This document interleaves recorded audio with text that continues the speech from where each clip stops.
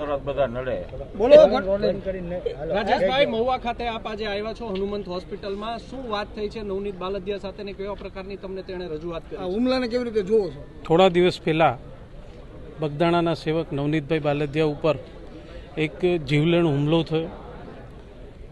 એ ઘટના સમગ્ર ગુજરાત માટે ખૂબ આઘાતજનક છે અને આવી ઘટનાઓ થવી ન જોઈએ. કોઈ પણ સમાજ માટે હોય આવી ઘટનાઓ ના થવી જોઈએ એવી હું આપના માધ્યમથી લોકોને વિનંતી કરું છું.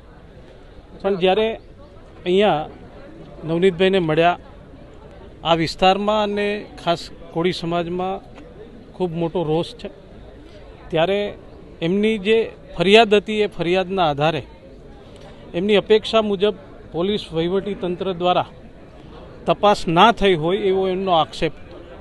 એના આધારે અમારા ધારાસભ્ય હીરાભાઈ સોલંકી અહીંયા આવી અને અમારા કેબિનેટ મંત્રી કુંવરજીભાઈએ સરકારમાં રજૂઆત કરીને પીઆઈને અહીંયાથી એમની પાસે તપાસ લઈ લેવામાં આવી અને બીજા અધિકારીને આ તપાસ સોંપવામાં આવી. સોમવારે અમે તમામ ધારાસભ્યો, સંસદ સભ્યો, અમારા સમાજના સૌ આગેવાનો સાથે મળી અને મુખ્યમંત્રીશ્રી અને ગૃહમંત્રીશ્રીને મળવાના અને આ તપાસમાં જે કોઈ પણ દોષિત હોય એ લોકોને કડક સજા થાય એવી અમે રજૂઆત કરવાના. ખાસ કરીને રાજેશભાઈ, એક જવાબદાર સાંસદ તરીકે બંને સમાજ વચ્ચે વેર ન બંધાય તે માટે શું આપશે? ખાસ કરીને મેં કીધું એમ કે કોઈ પણ સમાજની સામે આવી ઘટનાઓ આવતી હોય એ દરેક સમાજ માટે આવી ઘટનાઓ ના બનવી જોઈએ એ ચોક્કસપણે એક સમાજના જવાબદાર વ્યક્તિ તરીકે કહું છું.